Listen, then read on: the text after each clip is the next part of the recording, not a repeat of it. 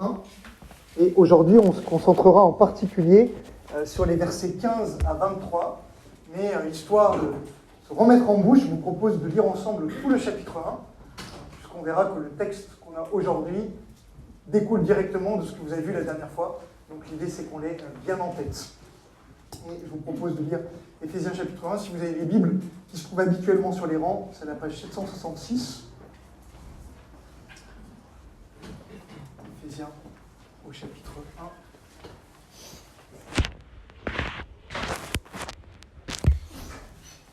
Voilà, Paul écrit à ses chrétiens d'Éphèse, au début des années 60, après Jésus-Christ, et voilà ce qu'il leur écrit.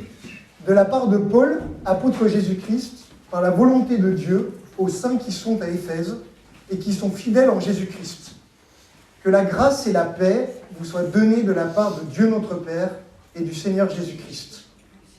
Béni soit le Dieu et Père de notre Seigneur Jésus-Christ, qui nous a bénis de toute bénédiction spirituelle dans les lieux célestes en Christ. En lui, Dieu nous a choisis avant la création du monde, pour que nous soyons saints et sans défaut devant lui. Dans son amour, il nous a prédestinés à être ses enfants adoptifs par Jésus-Christ. C'est ce qu'il a voulu dans sa bienveillance, pour que nous célébrions la gloire de sa grâce, dont il nous a comblés dans le bien-aimé. En lui, par son sang, nous sommes rachetés, pardonnés de nos fautes, conformément à la richesse de sa grâce. Dieu nous l'a accordé avec abondance, en toute sagesse et intelligence. Il nous a fait connaître le mystère de sa volonté, conformément au projet bienveillant qu'il avait formé en Christ, pour le mettre à exécution lorsque le moment serait vraiment venu, à savoir de tout réunir sous l'autorité du Messie, aussi bien ce qui est dans le ciel que ce qui est sur la terre. En lui, nous avons été désignés comme héritiers, ayant été prédestinés suivant le plan de celui qui met tout en œuvre conformément aux décisions de sa volonté, pour servir à célébrer sa gloire, nous qui avons par avance espéré dans le Messie. En lui, vous aussi, après avoir entendu la parole de la vérité, l'évangile qui vous sauve, en lui vous avez cru, et vous avez été marqués de l'empreinte du Saint-Esprit qui avait été promis. Il est le gage de notre héritage en attendant la libération de ceux que Dieu s'est acquis pour célébrer sa gloire. C'est pourquoi, moi aussi, après avoir entendu parler de votre foi dans le Seigneur Jésus et de votre amour pour tous les saints, je ne cesse de dire toute ma reconnaissance pour vous lorsque je fais mention de vous dans mes prières. Je prie que le Dieu de notre Seigneur Jésus-Christ, le Père de gloire, vous donne un esprit de sagesse et de révélation qui vous le fasse connaître.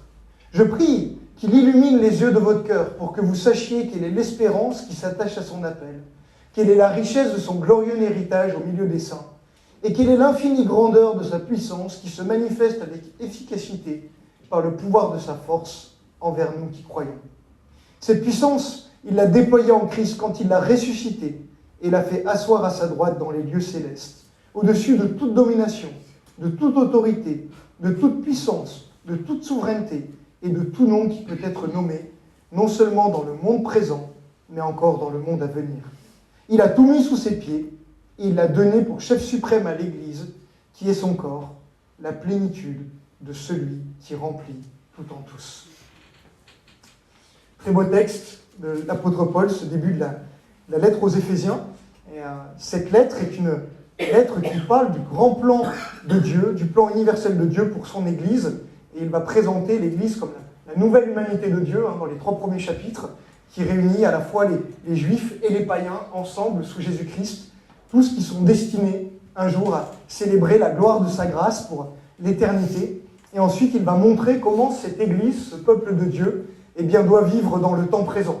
Et c'est ce qu'il fera dans les chapitres 4, 5 et 6, où il va parler de l'unité au sein du peuple de Dieu, de la sanctification, des relations au sein des familles, entre les patrons et les employés, et toutes ces choses-là, et puis comment nous nous comportons dans le monde face aux puissances occultes. Mais là, dans cette première partie, il replace le grand décor. Et son but, c'est de montrer que l'Église s'intègre dans le grand plan de Dieu. Ce grand plan où Dieu veut réunir sous un seul chef, le Christ, tout ce qui est dans les cieux, sur la terre et sous la terre. Et c'est ce que Derek vous a développé au tout début du chapitre 1, ce qu'on a relu.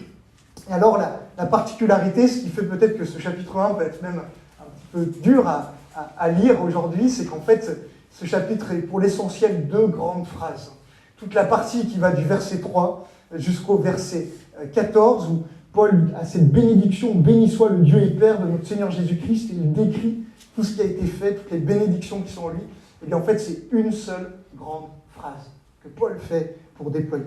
Et puis, à partir du verset 15, quand il va commencer sa prière, jusqu'à la fin, et bien c'est à nouveau une seule grande phrase. Et donc en fait, ce chapitre est structuré autour de ces 2 prières.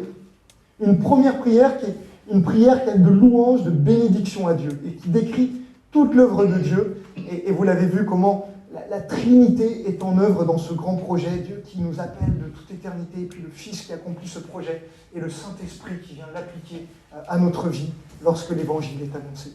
Et dans la deuxième partie du chapitre, ce qu'on voit aujourd'hui, eh bien, cette fois c'est une autre prière de l'apôtre Paul, et cette fois c'est une prière d'intercession. Et entre ces 2 passages, il y a ce début au chapitre 15, ces 2 petits mots, c'est pourquoi.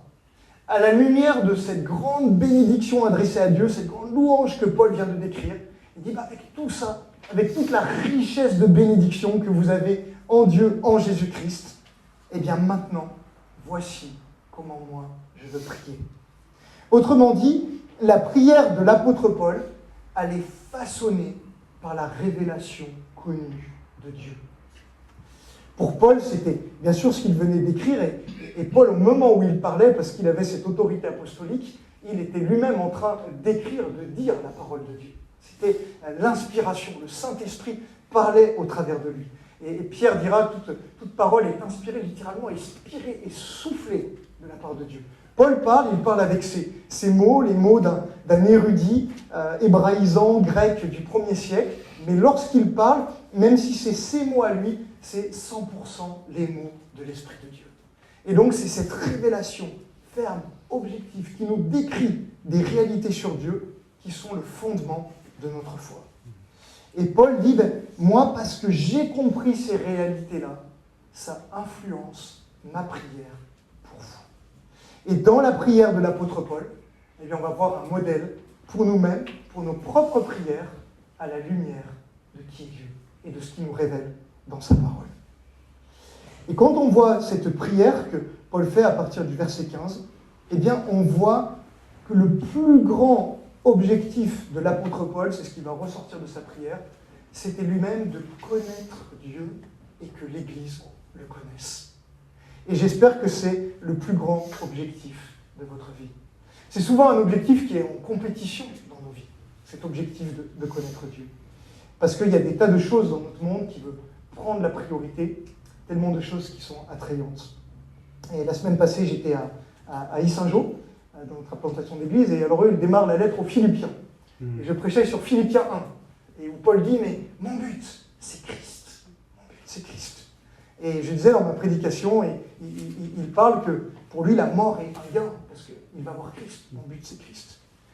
Et je disais, vous savez, en fait, dans la vie, la plupart des buts que vous pouvez avoir dans ce monde, la mort constitue un obstacle à leur réalisation. Vous rêvez d'être riche, d'avoir toujours plus, vous mourrez, et ça s'arrête. Il ne vous reste que l'espoir d'être le plus riche du cimetière. Vous rêvez d'une grande carrière, d'être un grand sportif, et la vieillesse qui vous mène vers la mort est un obstacle. Mais si votre but, comme l'apôtre Paul, c'est de connaître Christ, alors c'est le seul but que la mort ne va pas entraver, mais au contraire va venir sublimer. Parce que lorsque vous passez la mort, votre connaissance de Christ augmente de façon infinie. Et je crois que dans nos vies chrétiennes, eh bien, il y a finalement 2 sortes de chrétiens. Il y a des chrétiens qui vont connaître Jésus, mais qui ne vont jamais mettre au centre ce but ultime de connaître Christ de plus en plus. Et ça va donner malheureusement une foi qui est tiraillée, qui est souvent tendue, qui va être oppressée par les épreuves, par les difficultés de la vie, par les tentations dans ce monde. Et malheureusement souvent, au fur et à mesure que les années passent et que ses frères et sœurs vieillissent, eh bien la réalité c'est que leur vie chrétienne devient parfois aigrie. Pourquoi elle devient aigrie ? Parce qu'à mesure que la vie avance et qu'on voit nos forces qui diminuent, et qu'on voit les opportunités qui diminuent et les rêves d'ici-bas qui diminuent, eh bien notre joie s'en va. Pourquoi est-ce qu'elle s'en va? Parce que quand je suis jeune, j'ai encore plein de projets, plein de rêves que je peux faire. Et au moment où je vieillis, je me dis, c'est trop tard, c'est passé. Ou alors je vois mes forces qui diminuent, je vois tout ça, et tout ça va arriver. Mais il y a un autre type de chrétien, et moi ça m'a souvent marqué de voir des aînés parfois, qui ont 70, 75, 80 ans, et qui ont toujours la joie. Quand bien même ils sont dans la souffrance, quand bien même les rêves et les projets sont derrière eux et plus devant. Et je me suis dit, mais qu'est-ce qui fait qu'ils ont cette joie au fur et à mesure qu'ils approchent de la mort, là où tout s'en va? Eh bien, c'est que le cœur de leur vie, leur but ultime, c'est de connaître Jésus.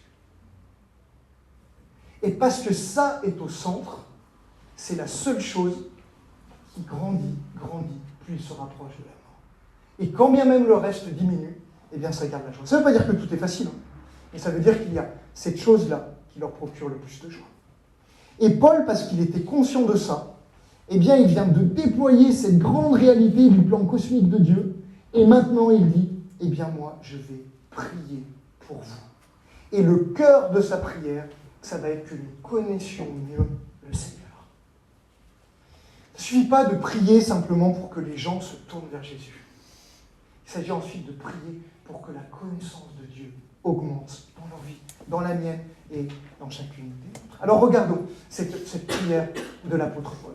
Regardez bien ce qu'il dit, verset 15. « C'est pourquoi moi aussi, après avoir entendu parler de votre foi dans le Seigneur et de votre amour pour tous les saints, je ne cesse de dire toute ma reconnaissance pour vous lorsque je fais mention de vous dans mes prières. » Littéralement, lorsque je vous nomme, lorsque je dis votre nom dans mes prières.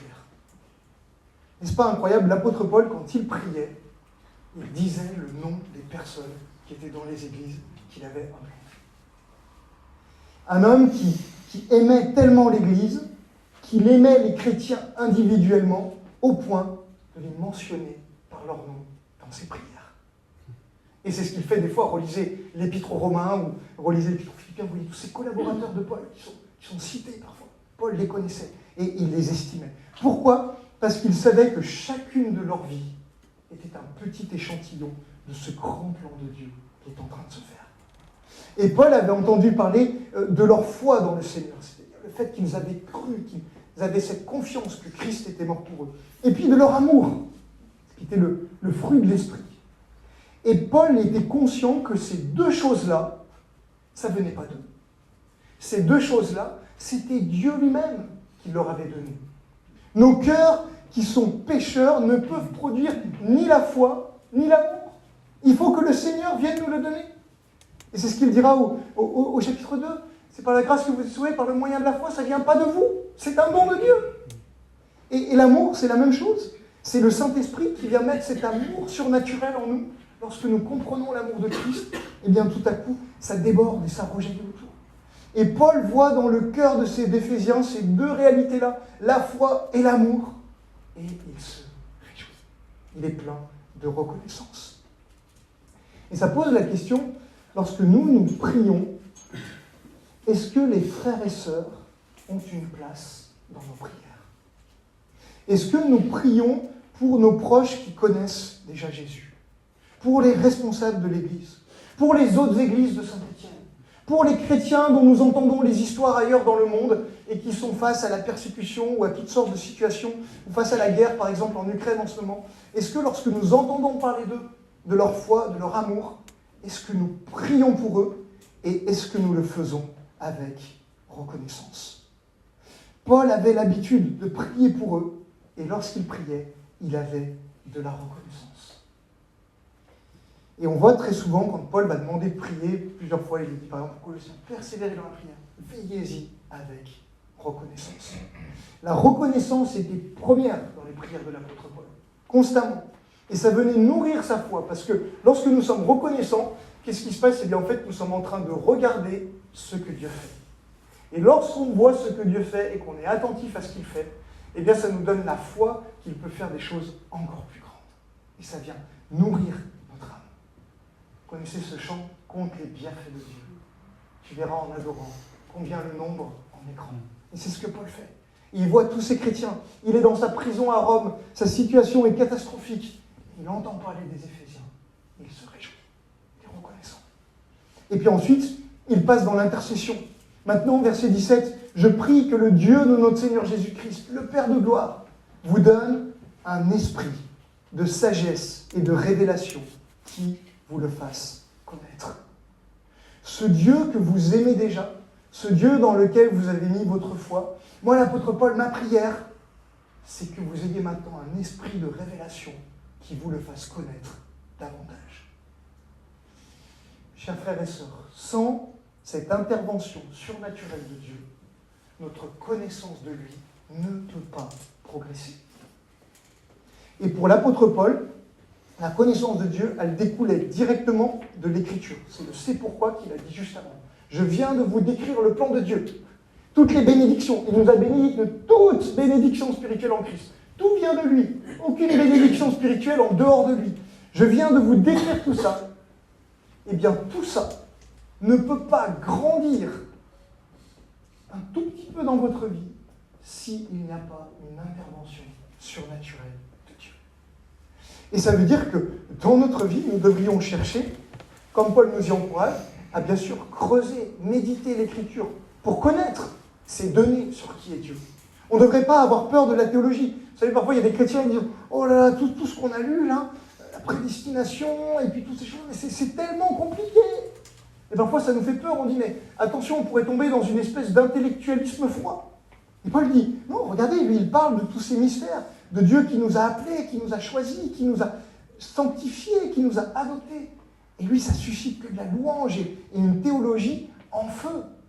Pourquoi ? Parce qu'elle s'accompagne de cet esprit de révélation qui vient appliquer à notre vie cette connaissance qu'il a. Vous savez, il y a des biblistes, ils étudient tout ça. Ils sont capables de vous dire tout ce que les chrétiens croient. Mais à aucun moment, ça vient briller dans leur cœur. Et Paul dit, je prie qu'il vous donne cet esprit, qu'il illumine les yeux de votre cœur. Et il est en train de parler, et à l'époque, les gens comprennent exactement de quoi il parle, parce qu'il n'y a pas encore l'électricité, donc le soir, quand vous sortez, c'est nuit noire de partout. Et donc, on sait ce que c'est que les ténèbres à cette époque-là. Et on imagine tout à coup un lampadaire qui illumine, et on comprend la réalité. Eh bien, c'est ce que nous prions. Toutes les fois où nous lisons la Bible, toutes les fois où nous sommes là, en église, et que nous écoutons la parole prêchée, eh bien, nous devrions prier comme le psalmiste. Ouvre les yeux de mon cœur pour que je contemple les merveilles de ta loi. Parce que sans lui, nous ne pouvons pas le faire. Et la bonne nouvelle, c'est que le Saint-Esprit, qui a inspiré ces mots, il peut illuminer nos cœurs pour que nous soyons capables de les comprendre. Et que dans nos vies, ils deviennent des vérités vivantes, brûlantes, qui fassent nous dire, mais si ça c'est vrai, si Dieu m'a choisi de toute éternité, mais ça veut dire que je vis dans ce monde en ayant un but, en ayant un Père qui m'aime, qui m'a adopté. Et ça va me donner un sens d'identité, d'appartenance. Et puis je vais réaliser, mais non seulement il m'a choisi, adopté, mais il l'a fait alors que je n'étais pas aimable. Et il a permis que, en Christ, eh bien, par son sang, je sois racheté. Mais quel amour, quelle grandeur. Et tout à coup, parce que je réalise à quel point Dieu m'aime, eh bien ça commence à me changer, à me transformer. Et puis parfois, je m'inquiète de mon avenir et je me dis, mais quel va être le but de ma vie? Qu'est-ce qu'il y aura à la fin? Et là, je me rappelle, mais j'ai été scellé par le Saint-Esprit. Et ce n'est pas simplement une réalité abstraite, mais c'est l'idée de se dire, toutes les fois où je vois l'œuvre de l'Esprit en moi, c'est Dieu qui me dit, je t'aime, et il y a tellement plus qui t'attend. Vous voyez comment ces choses-là viennent grandir dans nos vies. Et moi, je me souviens d'un jour où, jeune chrétien, je réfléchissais à ces vérités-là, et notamment à la question de l'appel de Dieu, et l'idée que ce n'est pas simplement moi qui ai choisi Dieu, mais Dieu qui m'a choisi. Et le jour où j'ai vu ces vérités grandir et commencer à les voir à chaque page de l'Écriture, et à se dire, non, mais Dieu était à l'œuvre avant même la fondation du monde, pour me sauver, parce qu'il me voulait. Tout à coup, ma foi a grandi. Et c'était simplement le Saint-Esprit qui était en train de dire, je te révèle davantage qui est ton Père. Je t'ai choisi, je t'ai voulu. Tu es à moi. Ce monde dans lequel tu vis, qui m'appartient, toi, tu m'appartiens. Et c'est là, pour toi. Est-ce que tu veux me servir? Et lorsque vous avez ce genre de révélation, en fait, vous commencez à voir la vie différemment. Et dans toute l'épître aux Éphésiens, Paul va décrire ces choses-là, et il va parler des choses qui sont en bas, et de l'Église qui vit déjà les réalités célestes parce qu'elle est connectée à Christ, qui est sur le trône à la droite du Père. Il va parler du moment présent, mais des réalités à venir qui nous sont destinées. Et le problème, c'est que nous, toute notre vie, nos 5 sens, sont empêtrés dans le maintenant et dans le en bas. Et Paul nous dit que l'esprit, lui, peut donner plus de vie à ce qui est en haut et ce qui est à venir, de telle sorte que ça influence notre présent. Et c'est ce que nous voulons. Et je prie, et j'espère que dans vos prières, vous priez comme l'apôtre Paul. Seigneur, donne-moi cet esprit de révélation qui fasse que je te connaisse mieux. Et que vous priez pour les autres dans l'Église. Que vous priez pour vos enfants, pour votre conjoint, pour les responsables de l'Église. Seigneur, donne-leur cet esprit de révélation qu'ils te connaissent mieux. On ne le fait pas parce qu'ils sont des mauvais chrétiens. Paul vient de dire, j'ai entendu parler de votre foi, de votre amour. Vous êtes super, mais vous pouvez encore avoir plus. Vous voyez, c'est cette idée d'abondance. Et Paul continue, et alors quand il prie pour cet esprit de révélation qui nous le fasse connaître, eh bien il va dire qu'il illumine les yeux de votre cœur. Et le cœur dans la Bible, ce n'est pas simplement les émotions, c'est tout le siège de l'intelligence et toutes ces choses-là. Et pour que vous sachiez, et là il va leur demander plusieurs choses. D'abord, quelle est l'espérance qui s'attache à son appel. Et Paul est en train de dire, c'est lui qui vous a appelé. C'est pas vous qui l'avez choisi, c'est lui qui vous a appelé. Peut-être que tu étais là dans une réunion d'évangélisation, et moi maintenant ça m'arrive, souvent je suis devant, et alors je connais bien comment ça se passe. Je suis là, je prêche l'évangile, et puis je dis, bon voilà, maintenant, qui que tu sois, tu es pécheur, et Dieu t'appelle à te tourner vers Jésus. Et là, à ce moment-là, je vois des gens, il y en a, je sais qu'ils sont perdus, et il ne se passe rien. Et tout à coup, il y en a un autre à côté, je le vois, il est perdu. Et tout à coup, je vois les larmes qui commencent à couler dans ses yeux. Et je sais qu'au moment où je parle, il y a une autre voix qui parle dans son cœur. Et parfois, je dis aux gens, je dis ce que je viens de vous décrire, cette façon dont Dieu est venu dans le monde, en Jésus-Christ, il est mort pour prendre sur lui la colère de Dieu, il est ressuscité. Ça, c'est l'évangile. Et je dis, quand je prêche ça, peut-être qu'en ce moment même, il y a une voix au fond de toi qui te dit, c'est vrai, et tu dois le croire.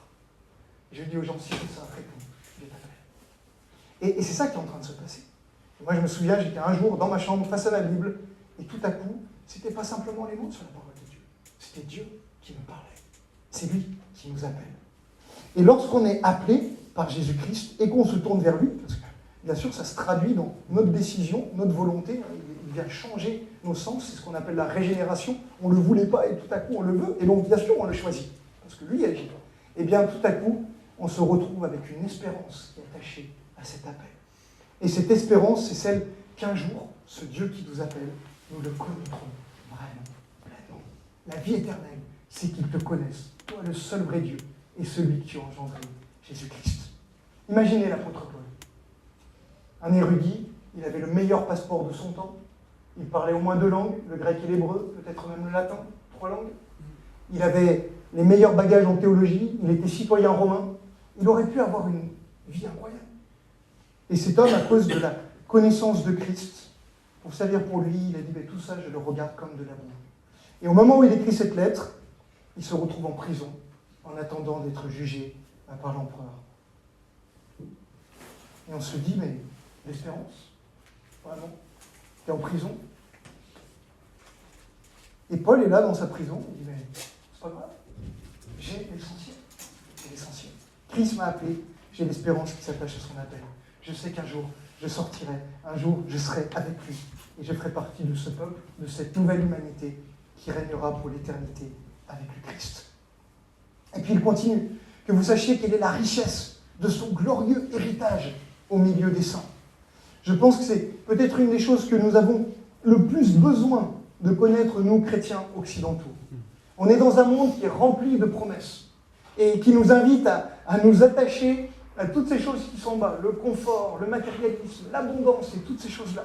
Et vous pouvez regarder les réseaux sociaux, la télévision, vous avez toute la pub qui vous parle de toute cette richesse, de tous ces héritages que vous puissiez savoir. Et le danger, c'est que les chrétiens vont être constamment tentés de mettre leur cœur dans ces choses-là et de courir après ces choses-là. Ces choses qui, souvent, ont été créées par Dieu, mais qui ont été détournées suffisamment pour devenir laides et devenir des faux dieux dans nos vies. Et Paul prie, et si seulement vous puissiez connaître la richesse de son glorieux héritage, de telle sorte qu'en fait, vous ne regardiez même plus C.S. Lewis disait que trop souvent, les hommes de notre temps ressemblent à des enfants qui font des châteaux de sable dans des flaques de boue parce qu'on leur a jamais dit que l'océan existait. Nous, ça, nous n'avons pas à jouer avec les flaques de boue. L'océan existe et un jour nous y serons. Et on verra les vacances à la mer qu'on n'a jamais vues. C'est ça l'idée. Et là, c'est la même chose. On aura l'éternité, ce monde libéré du péché et de la souffrance, où nous serons avec Jésus. Imaginez Christ, qui était l'homme le plus sage, le plus doué de tous les temps. Et lorsqu'il était sur terre, au lieu de chercher à se faire un héritage ici-bas, il renonce à tout et il s'abaisse dans le service, dans la souffrance, jusqu'à la mort. Et l'Épître aux Hébreux nous dira pourquoi est-ce qu'il a fait ça ? En vue de la joie qui lui était réservée après. Christ était conscient de son héritage, et parce qu'il savait qu'il ne perdait rien, qu'il était prêt à tout perdre ici-bas pour avoir l'essentiel. Et nous sommes invités, comme Paul, à suivre les traces de Jésus, à se dire, mais j'ai déjà tout dans le ciel, alors ma vie ici-bas, eh ben je lui l'offre, je l'investis pour cette grande éternité qui est à venir. Et puis il continue, que vous sachiez, verset 19, quelle est l'infinie grandeur de sa puissance. Imaginez ces croyants, la plupart étaient d'origine païenne, ils avaient grandi dans le culte des relations à mystère avec les temples grecs et ces faux dieux et toutes sortes de magie, d'occultisme, et probablement que beaucoup avaient eu affaire à des puissances occultes. Souvenez-vous, quand Paul évangélise Éphèse, c'est là où il y a cette grande manifestation, grande méladienne des Éphésiens, et où on brûle les idoles et tout ça, c'est ces mêmes gens qui écrivent la lettre. Et donc des gens qui avaient vécu des puissances démoniaques et qui probablement pouvaient parfois avoir peur, ou pouvaient être tentés de retourner vers ces choses-là. Et Paul leur dit, c'est fini, vous n'avez plus besoin de ça. Si seulement vous connaissiez la grandeur de la puissance de Dieu.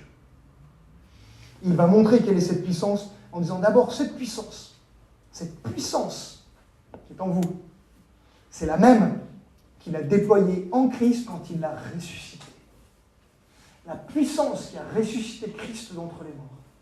L'apôtre Paul nous dit dans l'Épître aux Romains que cette même puissance, c'est celle qui peut rendre vie à nos corps mortels par l'Esprit qui habite en nous. Et moi, je dois dire que très souvent, je vois dans ma vie la mort. Pas simplement de mon corps je sais qu'il sera passé.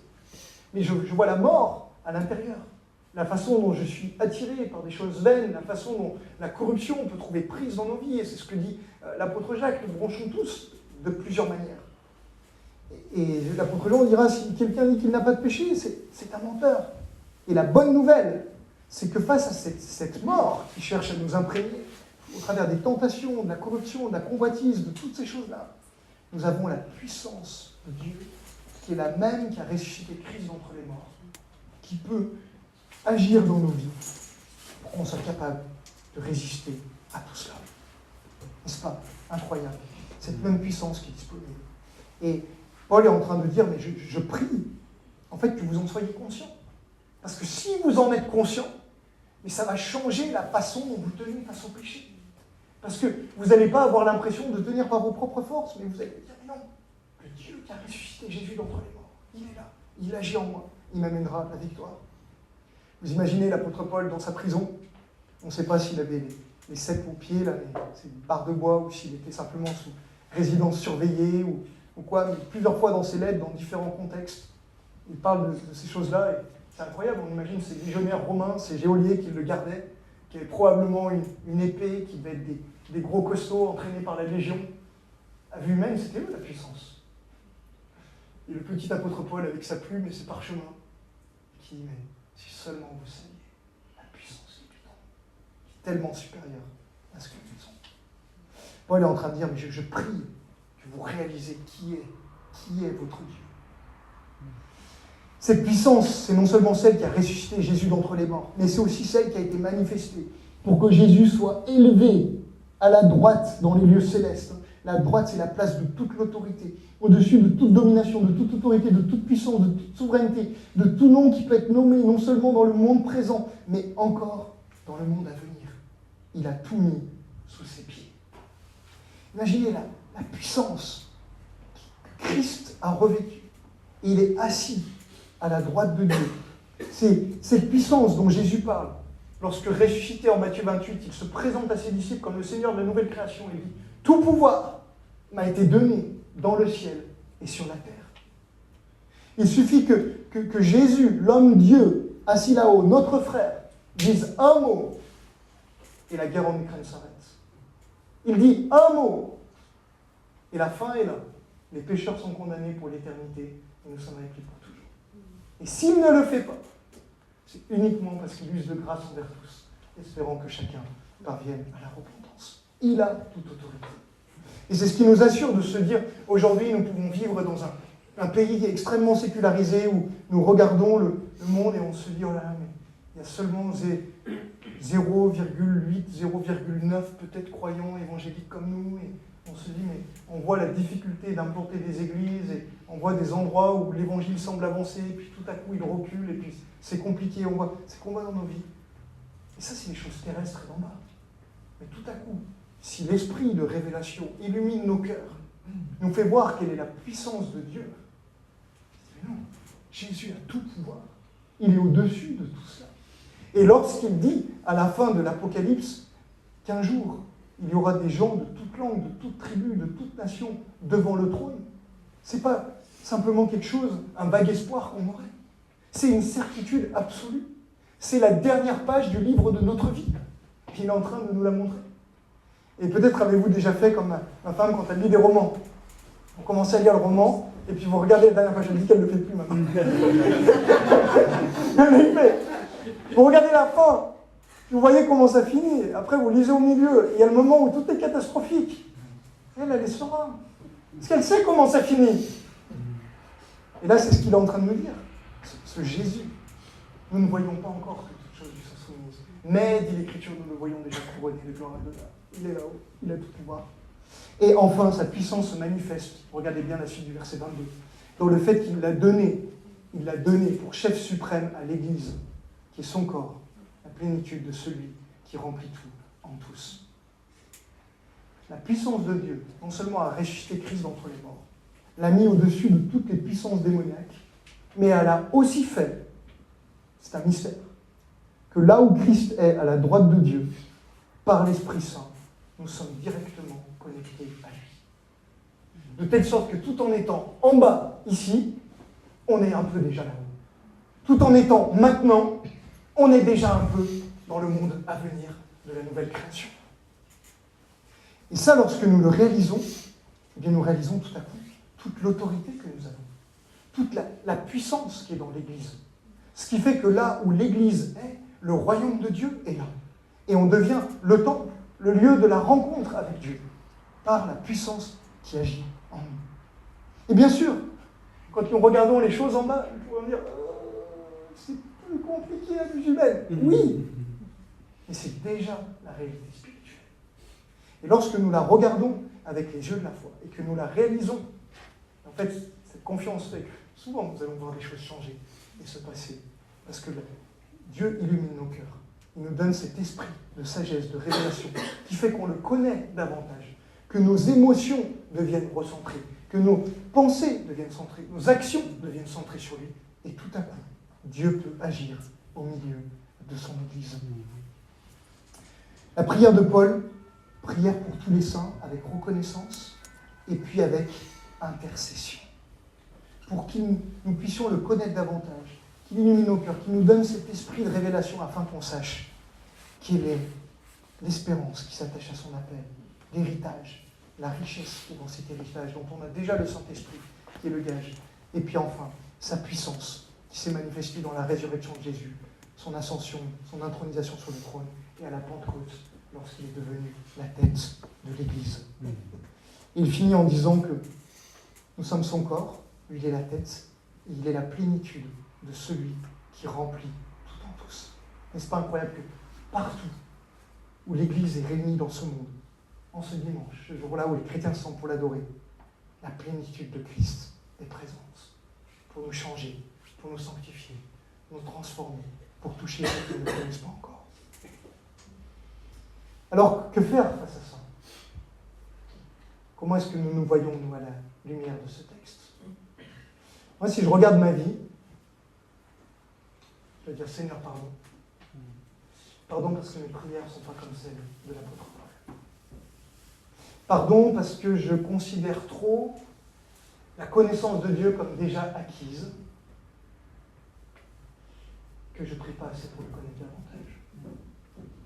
Pardon, parce que je ne prie pas assez pour mon épouse, mes enfants, mes frères et sœurs dans l'Église, pour les autres pasteurs dans cette ville, pour que Dieu aussi leur donne de le connaître davantage. Pardon, parce que je doute de l'espérance qui s'attache à son appel, de l'héritage, de sa puissance. Et c'est justement pour ça que je devrais redoubler d'efforts. Non pas pour faire, comme si je pouvais produire ces choses-là, mais pour prier, pour que lui me le donne. Parce qu'encore une fois, ça ne vient pas de nous. Il n'y a que lui qui peut nous le donner. Pourquoi est-ce que l'apôtre Paul priait autant? Parce que finalement, il était convaincu que sans Jésus, rien n'était possible. Et qu'il fallait prier parce que lui seul pouvait changer les choses dans l'Église et produire une vraie transformation durable. Et c'est ce que nous voulons aussi pour nous. Tout à l'heure, nous allons prendre la scène. Alors que nous venons à la scène, eh ben, c'est encore une fois, comme chaque dimanche, l'occasion de venir au pied de la croix. Et de réaliser qui est Dieu. Dieu, tu es tellement grand, tu es tellement saint, ton projet est tellement au-dessus. Et moi, je suis tellement insuffisant et pas à la hauteur. Mais la bonne nouvelle, c'est qu'il m'a tellement aimé. Et qu'il continue à tellement m'aimer, quand bien même je ne suis pas aimable. Il veut encore nous faire grâce et venir agir en nous par son esprit. De telle sorte que toutes les exigences de la parole de Dieu, ce n'est pas simplement des lois à suivre, mais c'est les promesses de ce que le Saint-Esprit veut accomplir dans ma vie. C'est ça la grâce. C'est juste de venir et de boire et de dire oui Seigneur, j'ai besoin de te connaître. Brise mon incrédulité. Brise ce qui empêche ton Saint-Esprit de travailler mon cœur. Toutes les choses qui bloquent. Vous connaissez la parabole du semeur, hein, ces ronces qui viennent étouffer, ces pierres qui empêchent les racines de grandir. Et bien que Dieu enlève tout ça et qu'il nous change. Et ce qui est intéressant dans cette épître, c'est que plus tard, au chapitre 3, Paul parlera aussi de Dieu qui, par la puissance, peut agir. Mais là, Paul parle beaucoup plus au passé, de ce besoin que nous avons d'avoir les écailles de nos yeux qui sont enlevées et qu'on réalise déjà tout ce que nous avons. Et lorsque ça est réalisé, et bien tout à coup, la mise en pratique devient beaucoup plus facile et évidente parce qu'elle découle naturellement. Je vous laisse quelques questions à réfléchir. Vous pouvez les noter. Je sais que certains se retrouveront cette semaine et Derek notamment veut en profiter pour reparler aussi dans les groupes de maison, peut-être des questions qui ont été données dans le message. Vous pouvez aussi les réfléchir pendant cette semaine. Une première question. Est-ce que vos prières sont axées avant tout sur vos circonstances de vie? C'est-à-dire, Seigneur, guéris-moi, Seigneur, donne-moi un meilleur travail. Ou est-ce qu'elles sont, comme celle de l'apôtre Paul, axées sur le progrès spirituel? Seigneur, que je te connaisse davantage. Vous savez ce que dit Jésus, hein? Tous nos besoins, Dieu les connaît déjà avant même qu'on les lui demande. Voici donc comment vous devez prier. Notre Père qui est aux cieux, que ton nom soit sanctifié, que ton règne vienne. Est-ce que nous sommes obnubilés par nos besoins ou est-ce que nous disons, ok Seigneur, tu connais, moi ma priorité, c'est qu'au travers de tout ça, même de la prison, même de la maladie, même de toutes ces choses-là, que je te connaisse davantage, moi et mes frères et sœurs. Deuxième question, quelle place ont les frères et sœurs et le peuple de Dieu dans mes prières? Est-ce que je suis reconnaissant pour ce que Dieu fait dans leur vie? Est-ce que je suis attentif à l'œuvre de Dieu dans leur vie? Quelle place ont les frères et sœurs? Et puis troisième question, est-ce que je cherche à découvrir le trésor de ce que j'ai déjà en Christ au lieu de courir après quelque chose de nouveau? La tentation, parfois de courir et de se dire, ah, dans mon église, peut-être que je devrais aller voir ailleurs, puis ailleurs, puis ailleurs, puis ailleurs. Des fois, il y a des vraies raisons de changer d'église. Parce que la doctrine n'est plus enseignée correctement, parce que les gens sont tellement dans la haine et le conflit, et ils ne vivent pas la réconciliation, parce que l'Église ne cherche plus la mission, la croissance du royaume. Vous savez, Jésus a dit, lorsque quelqu'un garde ma parole, mon Père et moi, nous venons habiter. Lorsque 2 ou 3 s'accordent, se réconcilient, s'unissent en mon nom, je suis au milieu d'eux. Faites de toutes les nations des disciples, et voici, je suis là avec vous tous les jours jusqu'à la fin du monde. Vous avez dit, tant que cette Église est attachée à la doctrine, que nous sommes capables de nous retrouver et de nous demander pardon. que nous avons à cœur que l'Évangile soit connu et que les gens deviennent des disciples, Dieu nous assure sa présence. Si Dieu est présent, il n'y a pas de raison d'aller chercher ailleurs. Par contre, nous devons davantage réaliser, Seigneur, fais-moi connaître qui tu es. Que je le réalise davantage, que ça vienne étancher ma soif, que ça déborde sur les frères et sœurs. Priez pour ceux qui sont découragés et que Dieu nous donne de le connaître.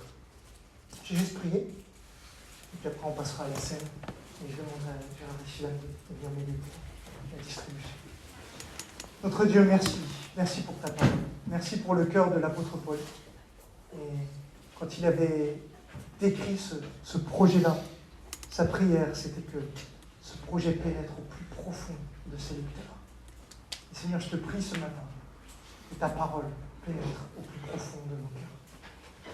Garde-nous, Seigneur, du danger, du mysticisme, de chercher Dieu avec nos propres pensées. Donne-nous de te chercher dans la parole, dans les termes que tu décris. Et que lorsque nous lisons ta parole, lorsque nous l'entendons prêcher, qu'elle ne soit pas lettre morte, mais qu'elle pénètre dans nos cœurs au plus profond, pour que nous réalisions qui tu es, et que ça nous transforme durablement. Seigneur, donne-nous de réaliser l'espérance qui est cachée sous la paix. Quel est l'espoir glorieux que nous avons d'être un jour dans un nouveau monde avec toi. Donne-nous de réaliser l'héritage qui s'attache à ça. Seigneur, qu'il soit tellement ancré dans notre vie qu'on n'ait pas besoin de courir après toutes les choses qui voudraient nous détourner de toi. Donne-nous de saisir quelle est ta puissance. Et que lorsque nous sommes face à l'épreuve, face à la tentation, dans des situations aussi dures que celle de l'apôtre Paul, que cette assurance de ta puissance garde notre foi ferme en toi. Quand bien même tout semblerait contraire, qu'on reste attaché à l'idée que toi tu sais, que toi tu tiens toutes choses et que tu vas nous garder. Je te prie maintenant pour ce temps de Sainte Seine, Seigneur. Tu vois les endroits dans nos vies où nos cœurs ont besoin d'être évangélisés. Nos cœurs ont besoin d'être touchés par l'Évangile. Nous avons besoin de reconnaître le péché qui nous enveloppe si facilement et le besoin d'une nouvelle révélation de ta part dans ces différents domaines. Je te prie que tu nous parles. Que nous puissions nous examiner, puiser nos forces dans ta grâce et ainsi prendre ce pas, prendre cette coupe qui nous rappelle que tu nous as tellement aimés, que tu as donné à la croix tout ce dont nous avions besoin pour t'appartenir. Non seulement nous, mais chacun de nos frères et sœurs. Unis-nous, Seigneur. Remplis-nous ton Église. Remplis l'Église, pas simplement nous, ici, tu parles dans ce texte de l'Église universelle, dont toi tu es la tête à la droite, et remplis les églises de cette ville, de ce pays, Seigneur. Qu'il y ait une nouvelle révélation de toi dans ce pays, dans nos cœurs. Que ta parole brille davantage, que ton Église grandisse dans la connaissance et la répandre dans ce monde. C'est ce que nous prions. Merci pour ta grâce, merci pour ta bonté. Merci pour la joie de t'appartenir ensemble et de pouvoir célébrer ta mort et ta résurrection encore ce matin. Amen.